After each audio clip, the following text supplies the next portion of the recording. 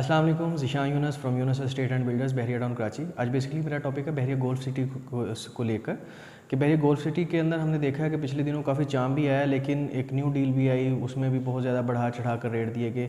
और इसके अलावा देखा जाए तो बहरिया के गोल्फ सिटी के 500 गज़, 1000 गज़ या 2000 गज़ की निस्बत और दूसरे प्रीसिंक्ट्स के अंदर 500 गज़ को लेकर काफ़ी ज़्यादा इन्वेस्टर यहाँ पे इंटरेस्टेड होता है। 1000 गज़ और 2000 गज़ तक का तो एक सिलेक्टिव इन्वेस्टर होता है जो यहाँ पे इन्वेस्टमेंट करने में इंटरेस्टेड होता है। तो अभी फ़िलहाल मैं 1000-2000 गज़ की तो अभी बाद में बात करता हूँ, पहले मैं 500 गज़ की बात करता हूँ जिसका बहुत ज़्यादा बायर भी है, बहुत ज़्यादा डिमांडिंग भी है, बहुत ज़्यादा यहाँ पे चाम भी है।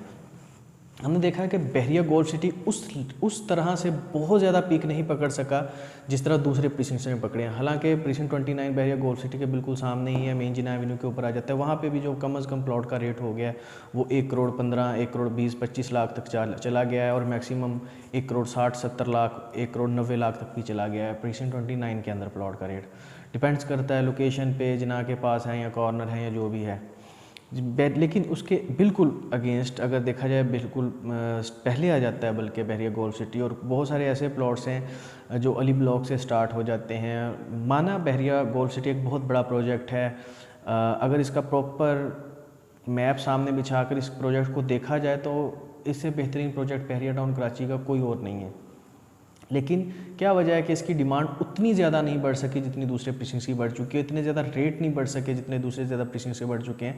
हालांकि बहरिया टाउन कराची की कंस्ट्रक्शन या किसी और प्राइवेट बिल्डर की कंस्ट्रक्शन या कोई भी ऐसी बिल्डिंग जो बहरिया टाउन कराची के अंदर बन रही हो, उसके बनने या उसके अनाउंस होने के बाद भी उसकी सराउंडिंग्स के रेट अप हो जाते हैं। लेकिन यहाँ पर बहुत बड़ा प्रोजेक्ट बहरिया गोल्फ सिटी के अंदर जो पैरागॉन ने अपार्टमेंट्स आए हैं, उसकी न्यूज़ आने के बाद भी उस प्रोजेक्ट का तो रेट बढ़ा, लेकिन उसकी सराउंडिंग में बहरिया गोल्फ सिटी के प्लॉट्स के ऊपर उस तरह पीक नहीं जा सकी जिस तरह जानी चाहिए थी। अगर हम बिल्कुल एंड वाला प्रीसिंक्ट, जिसको प्रीसिंक्ट 33 कहा जाता था, वो भी एक टाइम होता था बहरिया गोल्फ सिटी के रेट्स के बराबर होता था। उसका भी मिनिमम प्लॉट जो है वो आपको 38, बल्कि गोल्फ सिटी से भी बुरी हालत में होता था, 38-39 का प्लॉट मिलता था। आज अगर हम उसकी भी प्लॉट की प्राइस देखें तो वो भी कम से कम 1 करोड़ का हो चुका है, और मैक्सिमम आपको वहाँ पे भी 1.5 करोड़ का प्लॉट मिलता है।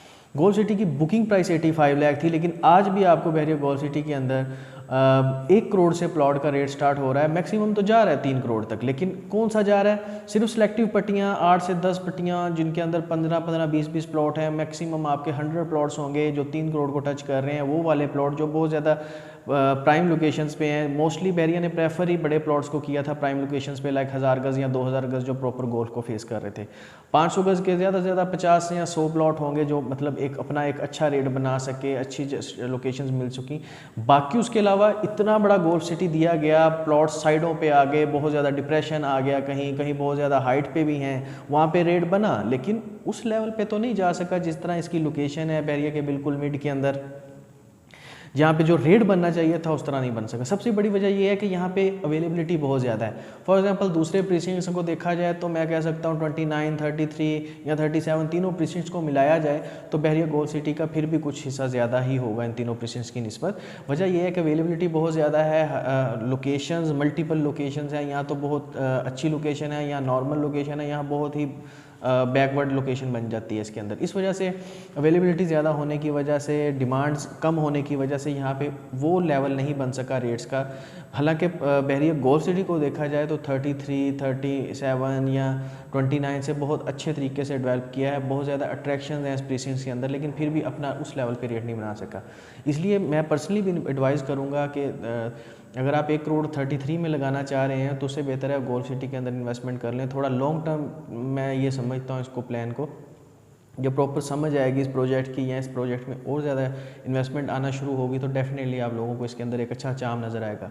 मज़ीद इन्फॉर्मेशन के लिए स्क्रीन पर दिए गए नंबर पर आप कॉल कर सकते हैं, मैं अवेलेबल हूँ आपके लिए, आप मुझे किसी भी वक्त कॉल कर सकते हैं। Thank you for watching. अल्लाह हाफ़िज़।